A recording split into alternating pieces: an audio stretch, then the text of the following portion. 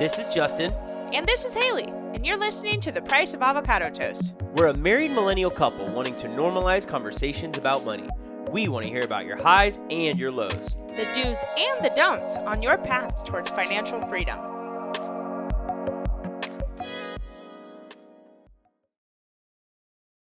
All right, Toasties, today we are sitting down with Rachel Richards. She is at Money Honey Rachel on Instagram. She is a writer. She's a real estate investor. She's a financial content creator, all of the things that we find interesting here. So, Rachel, thank you so much for agreeing to sit down with us and coming on the podcast today. We appreciate you. Yes, thank you to you both, Haley and Justin. I'm excited. Yeah, it's really interesting, the kind of the lane that you're in, because personally, we recently dove into real estate investing ourselves. In November of 2021, we purchased our first property out of state. It was something that, like, over the course of a few months prior to that, I was really interested in and something I really wanted to do, and did a lot of reading and studying and learning, and we finally, made the leap in November. And we recently released an episode talking about our experience, and our listeners loved it, and they really liked hearing that, wow, these normal human beings that they've been following our financial journey for the last few years, that we were able to do this. And we have a pretty crazy financial story, and our listeners know most of it, but the general gist is we received a $600,000 wrongful death lawsuit payout, and then blew it within the course of 2 years, and then racked up $200,000 of debt, and then kind of worked our way back out of that by finally finding financial literacy. So I think for our listeners to see us go from where we were to real estate investing, it was a really cool jump. And so as I got deeper into real estate investing, Haley was like, well, hey, why don't we bring some folks on who are experts in this field? So that's kind of what led us to you. So again, thank you for joining us. And so many of the listeners were like, whoa, actually, your story makes this whole thing sound like it's not as hard as we think it is. And I cannot wait to dive in with this with you, because I know that you retired, and I am just going to say, you don't look like you're 65. You really don't. So. That's a relief to hear. Yes. So when we think of retired people, we think of old folks. So I cannot wait to hear all of this, all of your stories. So can you kind of tell our listeners a little bit about who you are and what you do without totally diving too far into it just yet? Yes, absolutely. So at a high level, I'm a few things that you've already mentioned. I'm a former financial advisor, and what people find most impressive about me is that I built a real estate portfolio of 38 doors by the age of 26. So my husband and I started our real estate journey in 2017, and I was 24 at the time. So we scaled pretty quickly. And when people hear that, they make some assumptions. So I'll go ahead and get those out of the way. Number one, I'm not a trust fund baby. And number two, I never made six figures from a job or career. So I started off after graduating from college making $36,000. And then I was making $32,000 and then $42,000. So by no means was I raking it in and had some huge income advantage. It was a lot of frugality, a lot of sacrifice, a lot of living really intentionally and trying to scrimp and save together a down payment. So in 2017, we purchased our first duplex. And then later that year, I self-published my first book, Money Honey. So we had these two passive income streams, rental income and royalty income. And we focused on growing those as much as we possibly could over the next few years. So fast forward to 2019, by then we had 38 doors. We were making $10,000 a month in passive income. And I quit my job and became financially independent. And that's kind of where the peak, I guess, of my story took place. And now in 2022, I'm making about 20 grand a month in passive income. So that brings us to today. That's so exciting. Love that. Thank you for sharing all of the numbers, because that's the stuff that people really want to know. They want to know, how much money are you actually making? Yeah. Yes, I'm transparent. And I'm an open book. So anything you all want to ask me about income numbers, I'm happy to share. What was the drive towards publishing a book? What was, if you don't mind talking a little bit about Money Honey, the book, and kind of what was pulling you towards being an author in that moment? For sure. So I used to be a financial advisor. And while I was good at it, I just have never wanted to do sales my whole life. I'm an introvert, so I could force myself to be good, but it was very draining for me. But the passion for helping people with investing never faded. I just had to figure out how to do that. So in 2017, all my family and friends came to me for financial advice. And I thought to myself, well, why aren't they learning on their own? Why aren't they reading books, listening to podcasts, et cetera? And then I had this aha moment and I realized, oh yeah, personal finance is boring, right? It's intimidating, it's complex, it's overwhelming for most people. So I thought to myself, how can I make this topic sassy and fun and simple? And that's where the idea for Money Honey came from. So I wrote it. I was super excited. It was something I felt very compelled to do. And later that year, I self-published it. And to my surprise, it just took off. And that's where my business sort of was born. That is so exciting. I think there's a lot of folks who look like me writing finance content, and that's not always the most digestible for the world that we see around us now. So I can see why you'd be like, hey, there's this like place in the market that's maybe untapped or that needs a different voice, and why not me, right? Or why not write this book and see what happens? Like there's no drawback. The worst thing that happens is maybe somebody doesn't buy the book. But if it's something you're passionate about and something you're enjoying, it makes sense to kind of like take that leap. Yeah, absolutely. So it was really fun for me. I definitely had my moments of complete self-doubt and quit at one point, but I am glad I pulled through. For sure. When you first published your book, did you have a large following, or were you part of the like financial creators group on Instagram, like of everyone that we see now? Were you a part of that, or No. did that come with time? Oh my gosh, no. No one knew who I was. I had no platform, no following. I didn't even know that this financial creator community existed. I didn't know that there were other people who were as nerdy as I was and as into finance as I was. So, I just had my family and friends. I mean, I had my personal Instagram with maybe 200 followers, but that's it. So, if anyone out there getting started is worried about that, trust me, you can absolutely start from nothing like I did and build a platform later. You don't have to have a platform to launch a massively successful book or podcast or any type of product. Yes. Preach on it. I love that. Preach.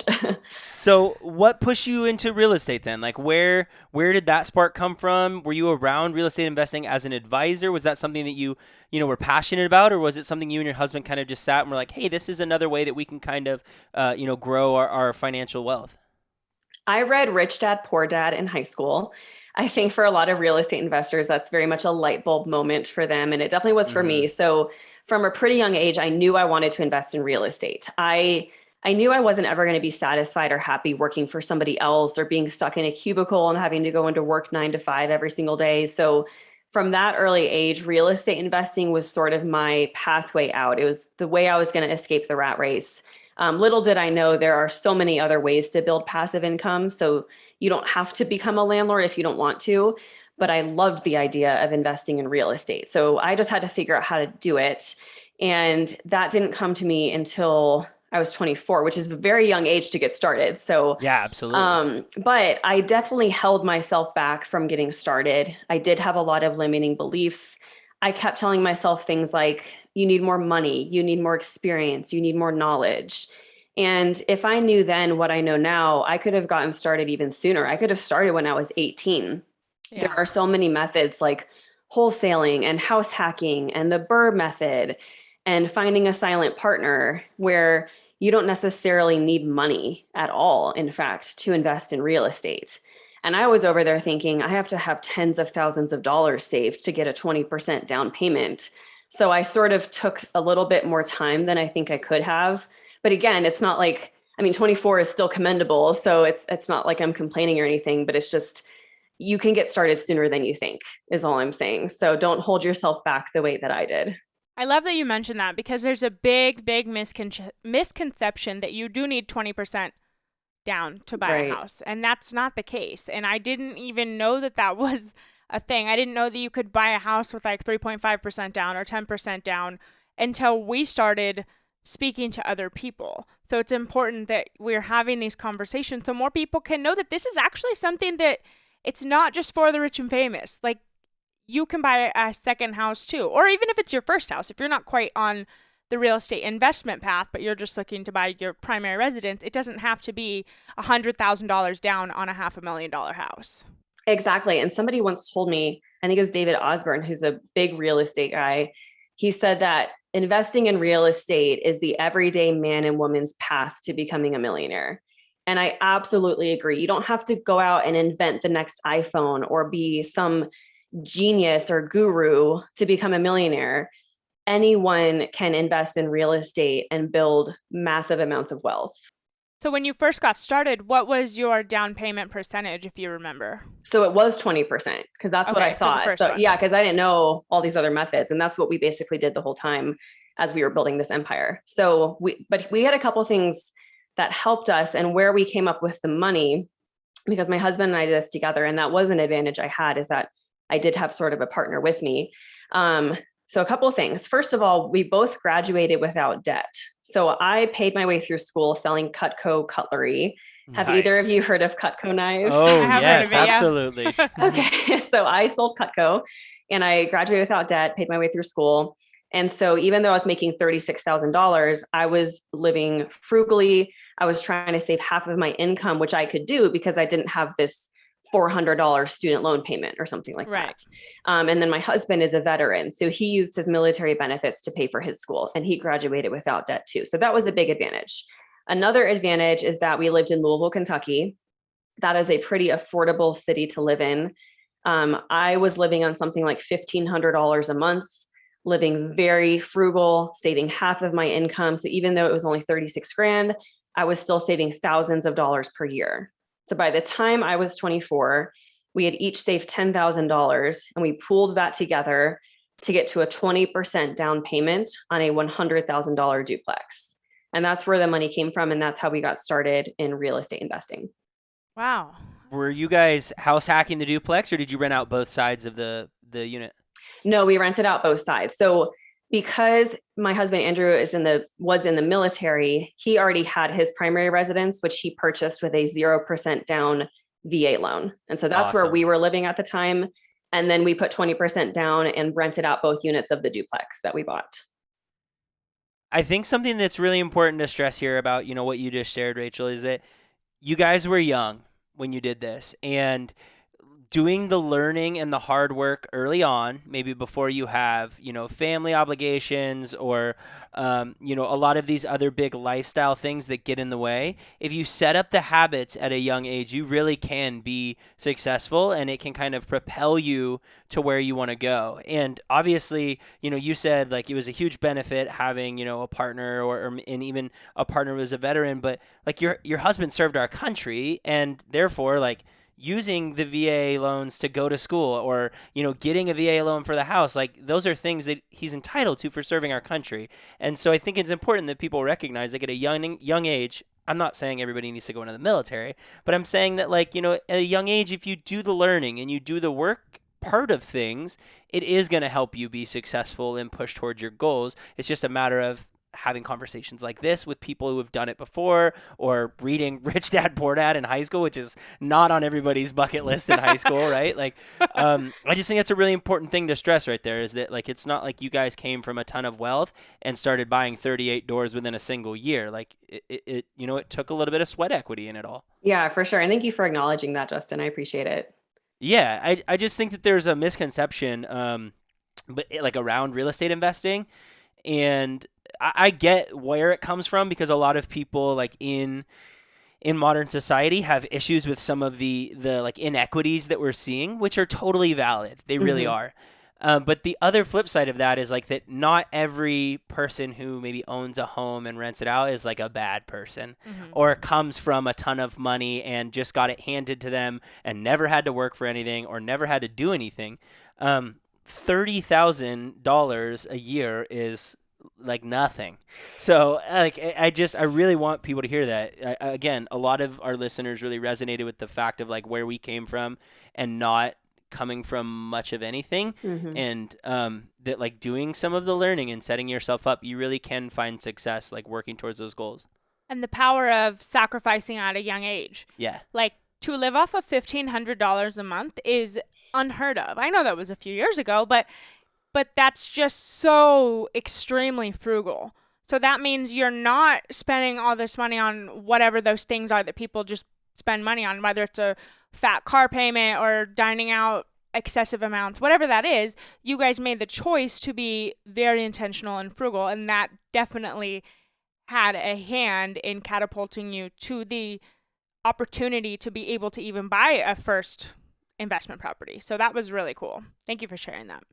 Yeah, absolutely. And I definitely think sacrifice is necessary to achieve early financial freedom for sure. Yeah. I think 10 years ago, there was a lot of like the Dave Ramsey method of, live off of ramen noodles and drive old junk cars and beat up cars. And now it's and that's a very extreme way of viewing it. And now it's kind of swaying in the opposite direction, which I think is also extreme, where it's like YOLO, spend your money, get your lattes, live it up. You only live once, like you're young. Indulge in yourself. And I feel like that's also an extreme. And I think it's important to find a balance between the two, because yes, you should enjoy those pleasures today and you shouldn't completely deprive yourself. I absolutely agree with that. Sacrifice is also necessary though, if you do want to achieve financial freedom. So really it's just about being intentional with your decisions is all. There's no right or wrong, and there's no judgment ever that would come from me or shame or anything. I support everyone with what they want to do. So you just have to be intentional and know what your values are. Do you want to live a certain lifestyle today, or do you want to live a certain lifestyle tomorrow? Because you oftentimes can't have both. So that's all that it comes down to. I love that. Intentionality. That's like Yeah. the key word for this podcast, other than transparency, I guess. Yeah. So I got to ask, you said you have 38 doors. That's obviously just in the way that you spoke about your first property being a duplex, not all 38 separate units. So, or I should say 38 separate standalone buildings. Correct. So how are the 38 doors divided up? And do you have a property that you're like, this is my favorite? And is there a reason it's your favorite? Are you like, I'm emotionally attached to it, or I really like the area of town it's in, or can you just speak a little bit about those 38 doors? Yes, for sure. So here's how the portfolio looked. And I say looked because we did sell a lot of the portfolio last year, which I'm happy to get into. We can talk about why. But when we had 38 units, we had 2 single family, 1 duplex, and then 3 larger buildings that were 11 to 12 units each. Oh, wow. Yeah. So that all added up to 38. And those buildings that were larger, I call them boarding houses. And they were a very unique and interesting model that I love talking about. So we found this property on the MLS, and it was listed for $450,000. And it was a 4-plex in Louisville, Kentucky. So according to the 1% rule, a $450,000 property should bring in $4,500 a month in rent. So that's what I was kind of looking for as just a guideline. It's not a black and white rule. But when I looked at the information, it was bringing in $7,600 a month in rent. Sheesh. Yeah. And I was like, what is this? Is this a typo? Turns out it was not a typo. It was real. So we went over and we checked it out. And what the owner was doing is, instead of renting it to 4 tenants and renting it by the unit, the owner was renting it by the room. So they had 11 tenants in this building. They were renting it by the room. Each room was fully furnished and independently leased, and tenants shared common areas like kitchens and bathrooms. So it was, some people call this a rent by the room building. Some people call it a boarding house, but that's what it was. It was the first time we had been introduced to a model like this. And what I love about this is 2 things. Number one is you can turn any decent or not very good property into a cash cow by doing it this way. So if you look at a 3-bedroom single family house, for example, instead of renting it to 1 tenant, you can rent it to 3 and make a lot more money. Secondly, it's a win-win because oftentimes you're providing a lot more affordable housing for the tenants. Mm-hmm. So in our boarding houses, we were renting out rooms for, it ended up being on average $600 a month in Louisville, Kentucky. And that included the furniture, and that included Wi-Fi and all utilities. So it's incredibly affordable. We constantly had a waiting list for these. We were getting calls all the time.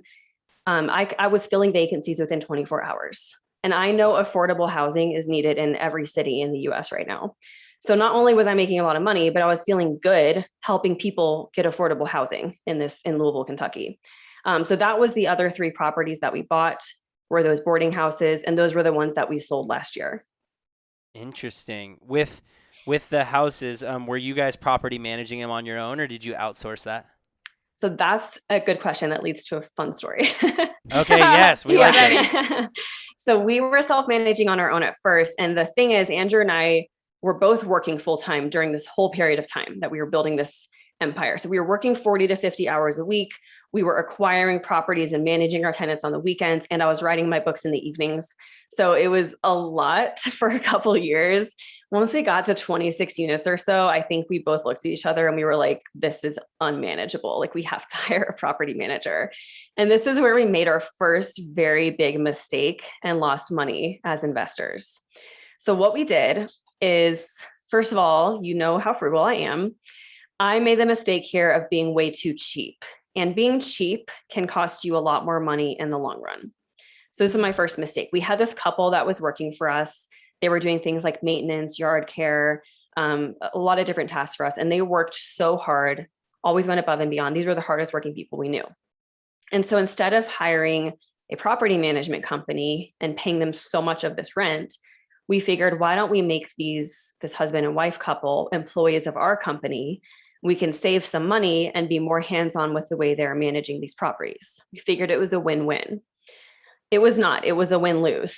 So it started off great, but a few months later, things were not going well, and there was too many vacancies, and they weren't managing things well. So one Saturday, my husband went to the on-site lock boxes to collect rent, and he noticed there was a lot of rent missing, not just the normal tenant or two paying late. There was a significant amount missing. So it turns out this couple had stolen $6,000 in rental income that weekend. And we found out that they had been squatting in vacant rooms and units on our properties for almost a year. Oh my goodness. Man. Yeah. Stole the master keys to all of our buildings. So we had to pay $2,000 to get everything rekeyed. There was other stuff. It was a lot of damages. It was a just absolute mess. I remember those few days and just the devastation and the panic and the fear, and thinking, I'm like, this is not worth it. I'm quitting. This real estate investing business is trash. Like, what do I think I'm doing? But of course I got past that and everything's fine. And I think it's well worth it. But the moral of the story is, this is not the place to cut corners. This is not the place to be cheap. And that goes with people, any professionals that you hire in your real estate business, CPAs, attorneys. Like, don't do things yourself. Contractors, property management companies. Because if we had hired a reputable, licensed, insured property management company and their employee had done that to us, they would have been liable for the damages, not us. So that was a big lesson to be learned. And I was very embarrassed about it at first. I do feel, looking back, it's so obvious and naive that I did that, but I share it in the hopes that others will learn from my mistake. Yeah, that's a painful lesson for sure, because Yeah. you felt like you were helping people out. You really thought it was going to be a win-win, and then it turns out to just shoot you in the foot. So that, I'm sorry that happened, but what a great time to learn early on, instead of when you own a hotel or something with a lot more rooms than that. Yeah, I mean, it could have been worse, and it was painful. And what I try to tell myself in times like that is, obviously, I'm never going to make that same mistake again. And you only learn by doing. That's the best way to learn. And I look at that $6,000 as the cost. That's my tuition. That's the cost that I paid to learn that mistake. And I'll never have to pay that for that tuition again. So it's all good. I've become a better person because of it. And I've hopefully taught a lot of other people to not make that mistake as well. Yeah, that's what I was going to say, is that $6,000 unfortunately probably paid for a lot of others to also learn that lesson. I mean, I hope so. That makes it well worth it in my mind. Yeah, right? You're like, okay, I've done my good deed. Yeah. So you kind of already touched on this with like the fair and affordable housing. But the finance community really lately, and it's not even just the finance community, the world right now, there's a big like negative cloud over people who are landlords and slumlords. Is that the right word? Slumlords or scumlords? Slum with an SL. Slumlords, just price gouging. I'm a financial coach, and I have a client who's moving to DC for a job later this year, and the house that she's going to be renting is it's over $5,000 a month for a tiny little house. So people are constantly like, why are these people spiking rates? So how do you balance you said you want people to have affordable housing. You said that. How do you balance, like, okay, I want there to be fair and affordable housing for the renters, but we're also in this to make money. And I ask that from my perspective as well. We also got into real estate investing for money. It would be, I mean, you can't say you didn't, right? We did it 100%. because Yeah. we wanted to make money. So how do you balance that? Okay. Thank you for asking me this, Haley, because I've seen this trend lately, and you're the first person to ask me about this. So I'm glad we can address this. Early on, very, very early on in my business, I got the advice from somebody to never mix charity with business. You can be an incredibly charitable person. Absolutely. Be as charitable as you want. Do not mix that with your business. Those are two different purposes that must be kept separate. Run your business to be as profitable as possible. Be as charitable as you want separately and outside of that. You and I set up LLCs, not nonprofits. And that's the way I'm going to operate my business. And so here's the thing. When we as landlords offer up a property for rent, it's a voluntary transaction. I'm not forcing anyone to live there. They're living there because they have a need for housing, and I'm fulfilling that need. I am helping them by providing them a housing opportunity. If somebody has a problem with there not being enough affordable housing or opportunities to buy housing, then in my opinion, that's a problem with lending, that's a problem with government and those requirements. I feel like as a landlord, I'm providing a lot of affordable housing by not requiring somebody to have a 20% down payment to move in. Mm-hmm. Also, I'm the one taking on all the risk of this investment. I'm the one paying the mortgage, paying for all the repairs, taking on the risk if the HVAC breaks or if the roof needs to be repaired or if the pipes burst and I have to replace all of the flooring in the house. They're not taking on that risk. I am, and I need to be compensated for that accordingly. When rents go up, I'm entitled to an increase in profits as well. So I think that's the way that I view it. And if you just imagine, if you took away all of the landlords in the country, how much worse would our homelessness problem get? Like, that's what scares me. Without landlords, there would be so many more homeless people. So I truly believe in my heart, we are serving people, we are solving a problem. And it definitely sucks to have so many negative opinions that get thrown at us all the time, because I have a really big TikTok platform. So trust me, I get this constantly. But I think it doesn't matter what other people think of you. It only matters what you think of you. And if you think you're doing the right thing and you're helping people, that's all that matters at the end of the day. Mm-hmm. I have kind of two things off of that. The first one is, I agree that there's like a larger systemic issue behind that, rather than just like a singular person doing a singular thing, right? And like making a choice. Like there's a bigger systemic issue within our government or our social structures or things of that nature that are causing these issues, and like that should be addressed as well. The second part of that is, I listened to Chad Carson's podcast, and one of the things that he said that really kind of spoke to me was, he said, yes, I'm like providing this service as a landlord, and people are renting out, units and stuff. And he said, but I take that seriously, and I want them to have good lives while they're in a good home that I make sure is maintained and comfortable and is appropriately, maintained, so that they can feel, or feel positive about where they live and the home that they're in. And he said that's kind of how he confronts that issue. And it really spoke to me, because I think that it was a great lens for him to kind of look at it through. Yeah, absolutely. And I totally get why landlords have a bad rep, because there are landlords that screw their tenants over and don't fix things when things need to be fixed, and tenants are without heat or tenants are without water. It's completely unacceptable. Mm-hmm. And sometimes when I just do the most basic thing, like I make sure I replace their microwave within a day, or I make sure I get something fixed within 24 hours, and they're like, oh my gosh, thank you so much, you're the best. I'm like, I literally just did what I'm supposed to do. Like, Yeah. is this really like, I'm just doing the bare minimum. And sometimes they're so thankful. And I'm like, I get why landlords have such a bad reputation. And so sometimes I just feel like I definitely treat my tenants really well. And for example, during COVID, I didn't raise rents on any of my tenants, although Awesome. I could have. I didn't raise rents on any single tenant because I just didn't feel personally, like ethically, for my own personal reasons, that it was the right thing to do. And anyone can operate however they want. And maybe I'm being like hypocritical because I just said don't mix charity with business, but I just didn't feel it was the right thing to do. I wanted to help them through that time. We helped them with rental assistance, helped them figure out whatever forms they needed to get rental assistance. I waived late fees. Like I did everything they could to help them through that time. And now 2 years later, I'm finally starting to increase rents. The thing is, some of the rents in the areas have increased by like $300. And I'm not Mm. going to go to my tenant, excuse me, who's currently paying $800 a month and suddenly be like, hey, you now have to pay $1,100 a month. So Mm. basically, what I did is I sent them the statistics of what the market rates have increased to. And I've said, hey, I don't feel right sending you a $300 rate increase. So what do you think would be reasonable and fair? And I just told them to suggest to me a rent increase. They ended up coming back with $125. And I said, perfect, let's do that.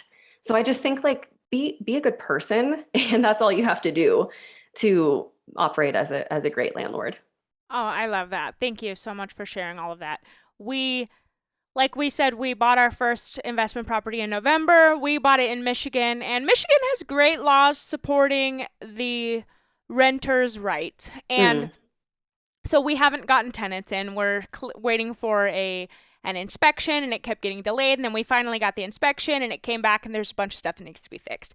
And I was like, there's like, this is going to be so much money. We're going to have to replace a fence. Like, this is so annoying. And I was annoyed about the fact that we might have to drop $5,000 to fix things. And Justin was like, but wait a minute, we chose this state for a reason. Like, yes, we don't want to do that, but we'll make that money back. We can't leave people with broken things. And I had to kind of look that way and be like, oh, that's right. Like, sometimes you just need to check yourself and remind yourself why you're doing this. And that was my reminder. Like, of course, I don't want to leave people with a broken fence. That would, no, if I framed it that way, no, I don't want our tenants to have a broken fence.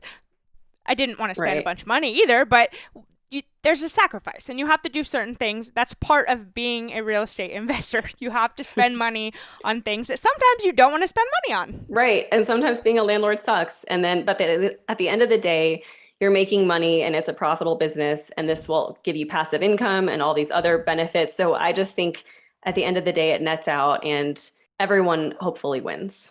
Yeah. So what made you guys end up deciding to sell the boarding houses? Did you sell all three, or is it just two you got rid of, or what was the decision there? We sold all three. So here is why. Real estate investing for us was always a means to an end. Mm. We never were so passionate about it that we wanted to build this empire of 200 doors or 300 doors. And some people were surprised when we stopped investing. We wanted to get to this goal of $10,000 a month in passive income from our rentals because that was our fat fire number. That was more than enough to cover our expenses and still save money and have plenty of buffer. So when we got to 38 units, we stopped. We stopped acquiring property in 2018. And even though people were kind of like, "Oh, why? You could keep building this empire." And we were like, "No, this is it." And I'm proud of us for being able to stop and to say that's it, because I think you can get caught up in this, when is enough feeling, and you can sort of keep pushing the goalpost out further. And it's hard to stop at some point. So I'm proud that we were able to stop and be sort of intentional about that. And in the early days too, we had way more time than money, even though time was still scarce back then. But we had way more time than money. So we were willing to hustle and do anything it took to get enormous amounts of cash flow up front and to really accelerate our path. These boarding houses were a lot of work. When I talk about rental properties being passive, you have to have a property manager for it to be passive, right? Chances are no one wants to quit their job to become a full-time landlord. At least that's not what I wanted to do. Yeah. And owning a few long-term properties by your own and self-managing is pretty passive. But at some point when you're building your empire, you need to hire a property manager. And even then, there's always an aspect of manage the manager. So it's not going to be 100% passive. That's Mm-hmm. just reality. The boarding houses, though, were very hands-on because it's just a unique operating model. But we were willing to do that because we had goals, we wanted to sacrifice, and we wanted to have this cash flow. However, fast forward to last year, we were then in a position, we were making a lot of money, and we were starting to value our time more and more. So kind of the values changed. I think investors starting out tend to not have any money and they can have more time. And then later on, hopefully you have more money and then you can protect your time more. So for us, the goal has always been to make our income streams more and more passive and to protect our time. So I realized what we could do at this point was to sell the boarding houses and reinvest that money into something even more passive, which for us has been investing into real estate syndications. So that's what we've done. We have transitioned all of that money and equity into real estate syndications, which in my opinion is the most passive way of investing in and owning real estate. Can you go over what a real estate syndication is for anyone who's listening who might not totally know what that is, aka me? Yes, yes, for sure. It is my favorite way now to invest in real estate.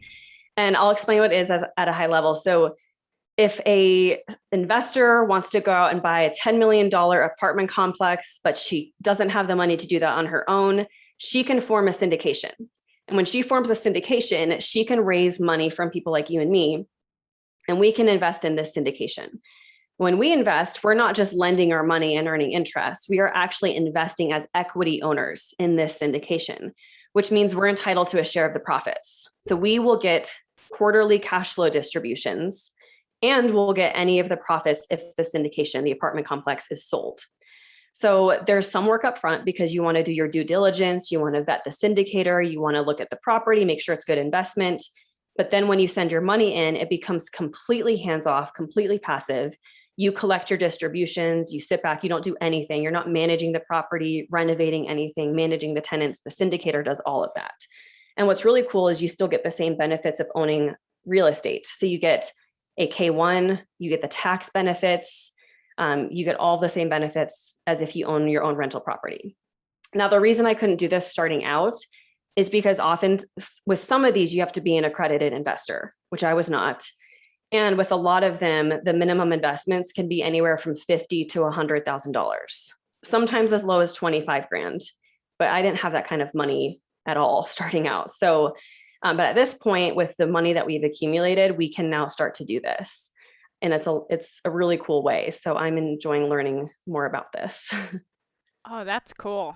Yeah, that's fun. I haven't really heard of that in that form. I've heard of Yeah. people kind of doing that for starting businesses. Like if you want to Mhm. start a business and you don't totally have the money to do it, you can have investors invest in the business and then pay them out quarterly or something Yeah. like that. So it sounds very similar. It is definitely similar. And if anyone listening is interested in learning more, I highly recommend the book, The Hands-Off Investor by Brian Burke. It's a Bigger Pockets book, and it is so thorough. I will warn you, it's very dry, very technical, even for me. And like, I'm a nerd. So it's like, it can be a little hard to get to, but it will tell you everything you need to know to learn where to find syndications, how to do due diligence, how to invest in them. And it's really, really, really helpful. Oh, so I'm That's going to cool. put that in the show notes. Yeah. Awesome. Okay, so I have a question. I think a lot of people are probably wondering like how this works when you have a lot of properties. So how do you apply for a new mortgage loan when you have so many different other mortgages? Are the banks able to use your, say you're bringing in $10,000 a month of rental income, are they able to use that as rental income to qualify you to take on more debt, or how does that totally work? Okay, so it's easiest to keep applying for properties when you keep your W-2. So this whole Okay. time that we were building up our portfolio, both my husband and I kept our W-2 jobs, and I only quit after the fact. You can still pretty easily apply for mortgages if you're self-employed, but you have to have at least 2 years of tax returns. Now, applying for up to 10 mortgages is relatively doable and easy. And there's something called the Fannie Mae 510 Properties Program that a lot of investors use. So listeners can look that up. But I believe that applying up to 10 mortgages is pretty easy. It's only after that that things start to get pretty complicated. Now, most lenders will not look at potential rents on a property. A lot of lenders won't even consider current rents that you're making on a property. They'll only look at W-2 income, self-employment income, et cetera. So you need to make sure that you're looking for small local lenders, small local credit unions. When you're looking for lenders, look for the really small local ones that have more flexibility. Call around to 10 to 15 different lenders, because you will find one that can count your current rents towards your debt to income ratio. Because that's the problem you'll start running into, is that a lot of big banks or traditional lenders will see that you now have all this debt because you have all these mortgages, but they won't count the rent from the rental properties towards your income. So Yeah. then your debt to income ratio looks horrible. So you have to find a lender that will count your current rents towards your debt to income ratio. And you can find one. You might have to call around, but you can find one. So that's what I would say, is just make sure you do your research, call a ton of different lenders. And we just never had a problem. Oh, and the only other tip I would say with that is if you have a significant other, don't apply for every loan together. Trade off every other loan. Because again, 10 mortgages is relatively easy. But if I apply for 10 mortgages with Andrew, we're limited to 10. Yeah. Otherwise, though, Andrew could apply for 10 individually and I could apply for 10 individually, and then we could have 20 mortgages pretty easily.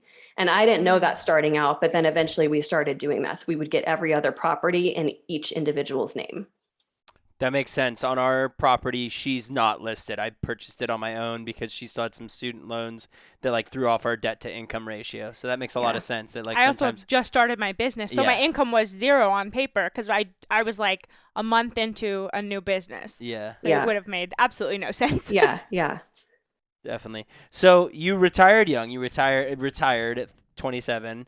What are some of your goals in life outside of real estate? Like what's long term for you and your family? Yes. And we put retired in quotes because I'm obviously still working. So Yeah. I like to call that out.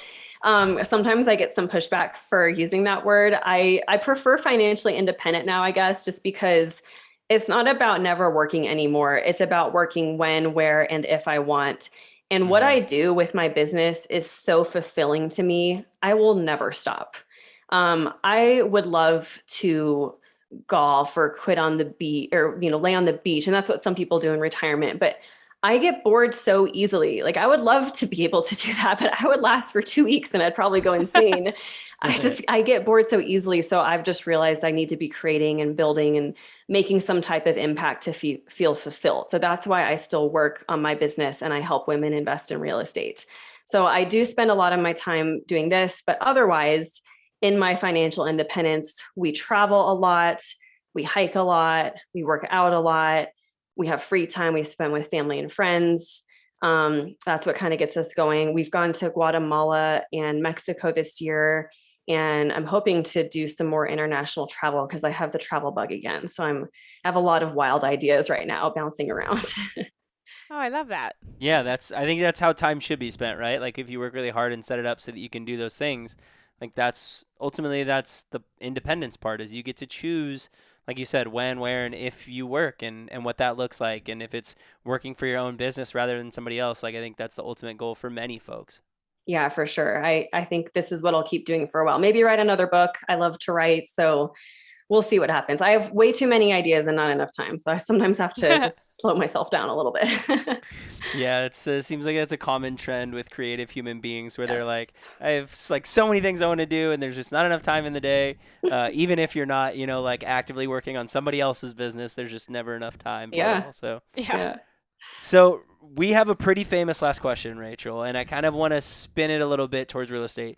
So if you could put a stop sign on anyone's real estate investment journey, what would you stop them from doing? Here's what I would say. And this doesn't have to be just real estate. It can be kind of life in general or for entrepreneurs in general. I feel like we are given this advice to say yes to every opportunity that comes your way.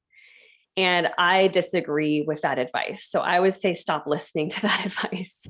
I think it makes a lot of sense when you're starting out, right? When you're starting a new business, you want to hustle and you want to say yes to every opportunity that comes your way and do everything you can to get it going and make some massive moves. And that's certainly what we did starting out. But if you keep listening to that advice after a point, you will do more harm than good and you will hurt yourself, because at some point you have to set boundaries. That's the thing. Every time you say yes to something, you're saying no to something else. And if you say yes to every opportunity, then soon you'll find that your calendar is filled up with everybody else's priorities but your own. So it becomes, you'll get to a point where, and it's a very big blessing that you have a lot of opportunities coming your way. That's a huge blessing, of course, but you have to be really protective of your time. and set really healthy boundaries. This is something I struggled with a lot as a entrepreneur and author and real estate investor. And I got really burnt out, suffered from anxiety and some mental health issues. And so I like to publicly talk about that because there's so many stigmas against it. And I just want to be open about that and transparent about it. But, having boundaries and managing my time and being really intentional is probably the biggest lesson I've learned through this journey. So that is my advice. Stop saying yes to every opportunity. I love that. That's applicable to everything. Yeah.